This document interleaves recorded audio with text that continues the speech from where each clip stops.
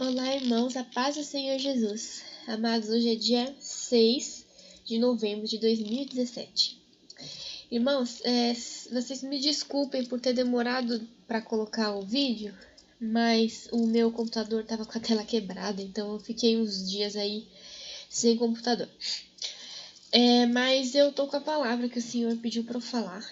Essa palavra é uma palavra que eu gosto muito de falar. É um assunto muito amplo e muito agradável de estar falando, que é sobre o mover do Espírito Santo. Né? O Senhor pediu para estar falando a respeito de ser guiado pelo Espírito Santo. Irmãos, tem uma passagem na Bíblia que fala sobre viver como o vento, né? Peraí, a passagem está em João 3:8, que ele fala: o vento sopra para onde quer, e ouves a sua voz, mas não sabes de onde vem nem para onde vai. Assim todo é aquele que é nascido do Espírito. E tem várias outras passagens que falam sobre ser guiado pelo Espírito Santo, né? Que a gente não vive por vista, mas por fé. Então, irmãos, aquele que é nascido do Espírito, ele não sabe para onde ele vai, nem para onde ele vem, porque é o Espírito que decide, o Espírito Santo de Deus, que decide o que vai acontecer. É mais ou menos como uma criança, né? A gente tem uma criança pequenininha, né? Tem uma filha bem pequenininha, e é exatamente o que acontece com ela. Ela não sabe para onde ela vai, para onde ela vem, porque são os pais que decidem tudo, né, irmãos? Então, às vezes ela tá dormindo, põe ela no carro, leva ela para outro lugar, e ela acorda em outro lugar, não sabe como foi parar lá. E ela não se preocupa, porque ela confia nos seus cuidadores, né? Ela confia nos seus tutores, porque ela sabe que eles sabem o que é melhor para ela, e ela não precisa se preocupar. Então, amados, todo aquele que é nascido do Espírito tem essa característica, ou pelo menos deveria ter. Mas assim, só para deixar claro, tá, amados? Você que ainda não é batizado no Espírito Santo, muitas vezes as pessoas têm medo, né? Mas é uma coisa importante, o Espírito Santo, ele não força ninguém, tá? O Espírito Santo, ele respeita a nossa vontade também. Então, se você não quiser algo, ele não vai te forçar. Ele não obriga as pessoas a fazerem nada. O que o Espírito Santo faz é dar uma oportunidade para que a gente confie nele. E é a própria pessoa quem tem que delegar essa responsabilidade. Muitas vezes a gente se prende, né, a questões humanas como garantia para nossa segurança. E é muito difícil, às vezes, a gente delegar essa responsabilidade para o Espírito Santo. Mas uma coisa importante, amados, que para que a gente seja realmente guiado, a gente precisa confiar, né? Você não delega responsabilidade para quem você não confia. E a confiança está muito ligada à intimidade, certo? Você não confia em quem você não conhece, certo, irmãos?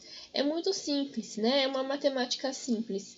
A gente confia em quem a gente tem conhecimento, em quem a gente tem intimidade. Então, por exemplo, eu tenho uma filhinha pequena, se aparece uma pessoa na minha porta, um desconhecido, e fala: eu posso levar sua filha para passear? Lógico que não, né? Eu não conheço a pessoa, eu não tenho confiança. Então, para que a gente delegue responsabilidade, a gente precisa confiar na pessoa, precisa conhecer a pessoa. Da mesma maneira, irmãos, a gente não vai ser guiado pelo Espírito Santo, como o vento que sopra, que fala ali, se a gente não confiar nele, se a gente não delegar responsabilidades ao Espírito Santo, sabe? Para isso, a gente precisa buscar a presença dele e conhecer ele. Muitas vezes, quando a gente não sabe como uma pessoa vai agir, a gente não se sente segura. Mas na medida que a gente vai conhecendo e a gente sabe o que aquela pessoa pensa, o que aquela pessoa faz, como é que ela age, fica mais fácil confiar, né? Eu tô falando assim em relação a relacionamentos humanos mesmo. Pensa numa pessoa que você conhece bem. Você já consegue prever as ações dessa pessoa e fica muito mais fácil você confiar em alguma coisa ou não. No caso do relacionamento com Deus, é mais ou menos a mesma coisa. Se você já conhece bem Ele e sabe exatamente como Ele age, é fácil, né, tá delegando responsabilidades. Mas é necessário intimidade e conhecimento, né, irmãos? Eu lembro que uma vez eu tive um sonho que eu acho que eu já até contei aqui no canal, não lembro se eu cheguei a contar ou não. E nesse sonho, eu lembro que eu estava andando numa estrada, eu acho que eu não cheguei a contar não.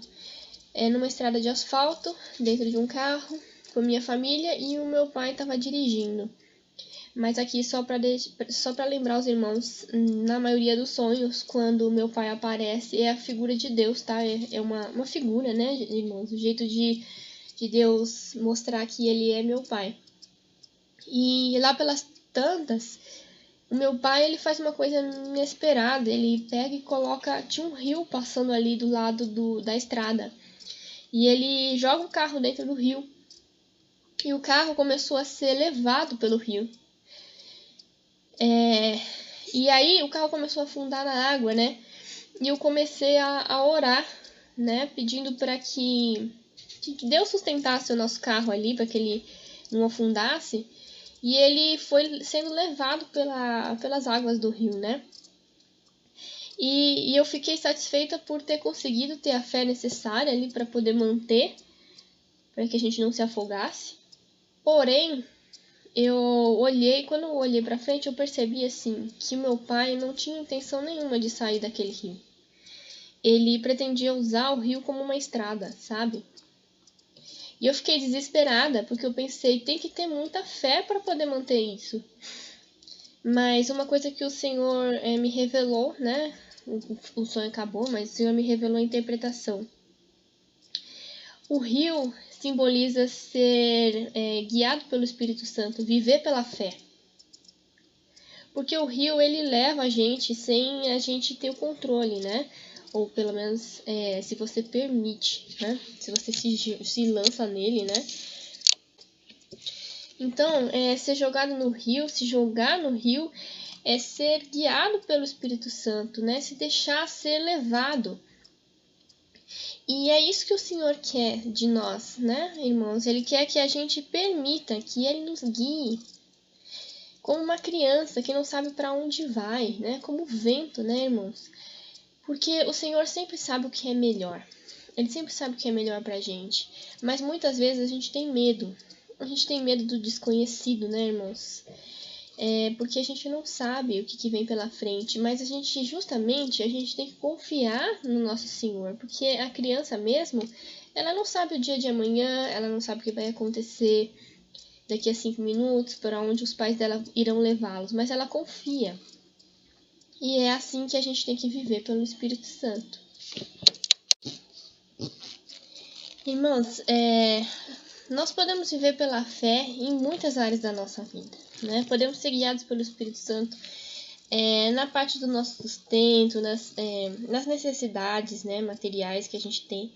Mas o Senhor pediu para eu estar me enfocando mais em relação à obra, né? Ser guiado pelo Espírito Santo em relação à obra de Deus. Porque, amados, a obra, na verdade, não é nossa, né? A obra é de Deus. E é Ele quem tem o maior interesse nisso. A gente está aqui como servos do Senhor. E não faz nenhum sentido a gente estar fazendo a obra segundo a nossa lógica humana, né? Aquilo que a gente acha que funciona.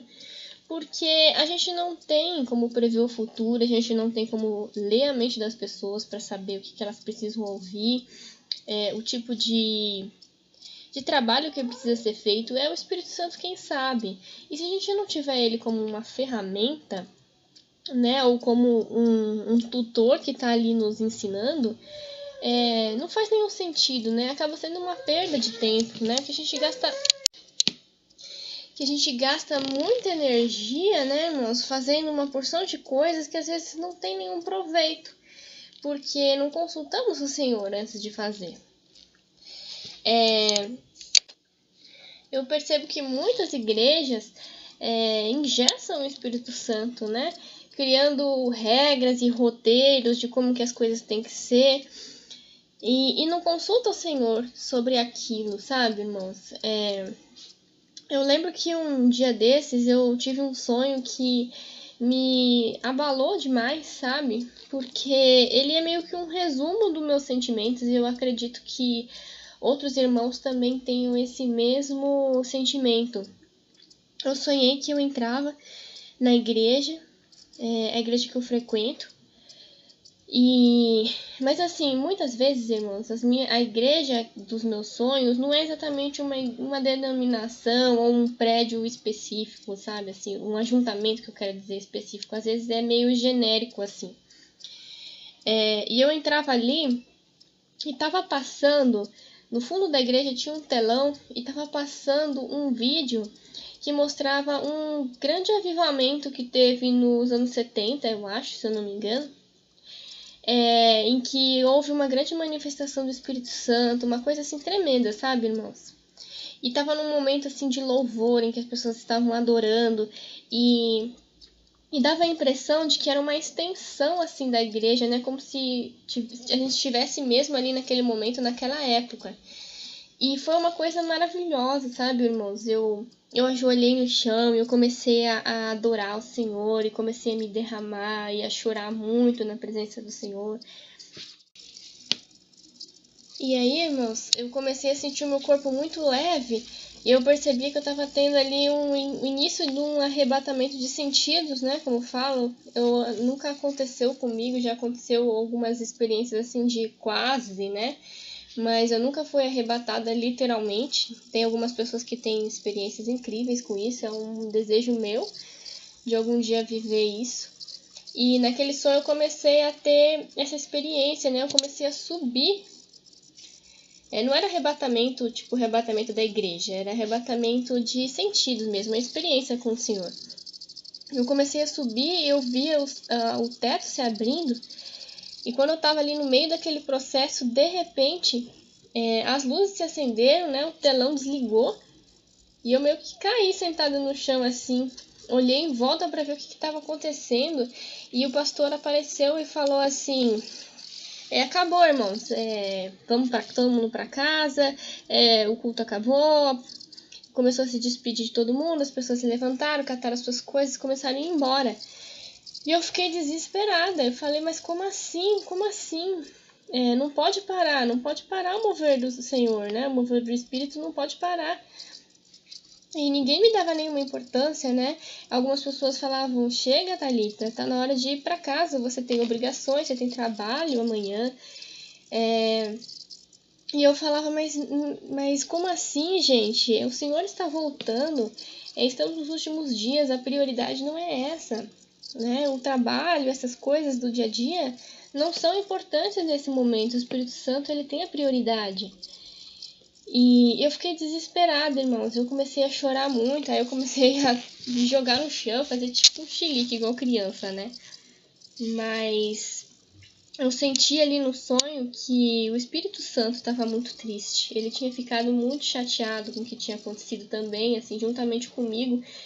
Nós dois estávamos muito chateados ali naquele momento, né? Eu e o Espírito Santo, porque na realidade o Espírito Santo ele foi totalmente atropelado, né? Ele foi desrespeitado, né, irmãos? Porque o Espírito Santo ele é alguém e ele exige respeito, né, irmãos? Então é mais ou menos como uma pessoa tá falando e de repente você desliga o telefone na cara dela, né?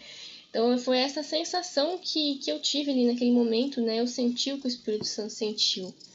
Ele sentiu como se tivesse sido desrespeitado mesmo, né? Esse pastor aí do caso é uma pessoa que eu conheço, é um bom pastor, é uma boa pessoa, não posso falar mal dele de forma alguma, mas faltou aquela sensibilidade nesse momento. Mas esse sonho, irmãos, é um resumo do que muitas vezes acontece, sabe? Do sentimento que eu tenho. Eu acredito que outros irmãos tenham passado experiências semelhantes, em que o mover do Espírito ele é bloqueado, às vezes abafado, inclusive. Isso não é do agrado do Senhor, né, irmãos? Às vezes a gente tem medo de errar, porque realmente existem muitos espíritos enganosos, ainda mais nos dias de hoje. É necessário ter cautela, ter cuidado realmente. Mas muitas doutrinas falsas são criadas pelo medo. pelo medo de ser enganadas, muitas pessoas acabam abafando o Espírito Santo e impedindo ele de agir. E isso não é do agrado do Senhor, né, amados? Nós temos que dar espaço ao Espírito Santo e sermos sensíveis ao mover dele. Sabe, amados, uma coisa que eu aprendi, assim, que eu descobri esses dias, foi uma revelação, sabe? É a pergunta que todos fazem, né? Quando que o arrebatamento da igreja vai acontecer? A resposta o arrebatamento vai acontecer no momento em que a igreja despertar. Isso foi algo que o Senhor me revelou. Então, amados, a gente tem que colocar a presença de Deus e a obra de Deus como a prioridade das nossas vidas, sabe? Mas, assim, quando eu digo obra de Deus, eu tô me referindo, assim, a estar buscando a presença do Senhor, a buscar ter confiança, conhecimento dele, buscar o amor dele nas nossas vidas, porque não adianta nada a gente fazer obras com mãos humanas, de sabedoria humana, e não ter muitos resultados práticos, sabe? Às vezes tem até boas intenções, mas... um exemplo que eu já dei aqui no canal, mas que eu vou estar dando de novo, que é um exemplo muito bom, é aquela questão daquele caso do avivamento na Argentina. Acho que eu falei no meu último vídeo, se eu não me engano. Tinha um pastor, o avivamento na China começou com uma pessoa. Esse pastor, ele saía para pregar nas ruas e ia nas cidades pregando. E não tinha muito resultado, sabe, irmãos? As pessoas não se convertiam. E ele falava, acho que essas pessoas têm um coração muito duro. E ele encontrava vários argumentos. Até que um dia ele percebeu que tinha alguma coisa errada, né? Que talvez o problema não fosse as pessoas, mas talvez o problema fosse a falta de preparo dele espiritual, né? Porque a gente tem que ser guiado pelo Espírito Santo. Então ele decidiu que ele ia começar a buscar o Senhor em particular e não ia mais sair às ruas até que ele tivesse uma resposta de Deus. Então ele começou a buscar a presença do Espírito Santo e ele fez isso, se eu não me engano, por 8 meses. Cada pessoa tem um tempo, né, de busca, irmãos. Não quer dizer que vai ser exatamente o mesmo tempo, às vezes é mais, às vezes é menos. Mas ele buscou por 8 meses até que houve um grande mover do Espírito Santo. Eu tô aqui resumindo, né, irmãos, porque eu já falei antes. Mas o Senhor falou com ele audivelmente e instruiu ele a estar criando uma reunião de oração e de 4 horas por dia, se eu não me engano. Não sei se era por dia ou se era por semana, irmãos, mas era uma reunião. E as pessoas tinham que comparecer, quem quisesse. Ele falou que quem não quisesse não era para ir. Mas quem quisesse teria que topar fazer aquelas 4 horas de busca. E surgiram 4 pessoas só. Tinham muitas pessoas numa universidade que ele frequentava lá, mas só 4 pessoas toparam. Eram 4 pessoas que nem eram assim da área, né? Não eram pastores, ministros, nada, eram pessoas comuns. E aconteceu um grande mover ali do Espírito Santo depois de algum tempo que eles estavam buscando. E a partir desse momento, irmãos, se desencadeou um grande avivamento no país inteiro. Foi assim, o epicentro foi ali, naquelas 4 pessoas buscando. E a partir daí, amados, começou um grande mover em que grandes manifestações de milagres, de curas e de maravilhas e de todo tipo de coisa que é citado pela Bíblia começou a acontecer ali. E a partir desse momento, o pastor ele já não tinha mais que fazer grande esforço, né? Ele só precisava obedecer à voz do Espírito. Então, só fica de exemplo para vocês, irmãos, entenderem que às vezes a gente está fazendo tanta força porque a gente está usando forças humanas, né, amados? A gente está usando a nossa mente, a nossa sabedoria humana. E o caminho não é por aí. Eu não estou falando isso porque eu seja totalmente expert no assunto. Eu também estou aprendendo, também estou buscando, sabe, irmãos? Tive uma experiência ou outra, mas eu ainda tenho que alcançar isso de uma forma mais plena. Mas eu estou falando aqui no canal porque o Senhor tem convocado muitas pessoas para essa mesma missão.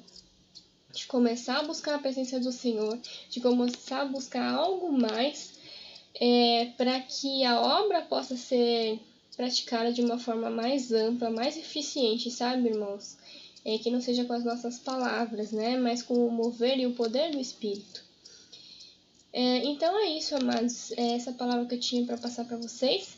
Eu tenho procurado fazer isso, procurado estar sensível ao mover do Espírito, sempre pedindo instruções para Ele sobre tudo que eu vou fazer, porque eu sei que se eu colocar a Thalita na frente, as coisas não vão dar certo. É o Senhor quem sabe, né, amados? Então é isso. Fica de dica para vocês. Até o próximo vídeo. Irmãos, eu vou estar colocando o meu telefone no fim do vídeo, porque muitas pessoas às vezes me procuram e tem alguma dúvida. Não que eu saiba tudo, né? Mas o que eu puder ajudar, eu gostaria de estar ajudando, né? É só uma ação voluntária mesmo, não quero nada em troca, é só para estar trabalhando para Deus, se eu puder ajudar, né, amados? E então é isso. A paz do Senhor Jesus.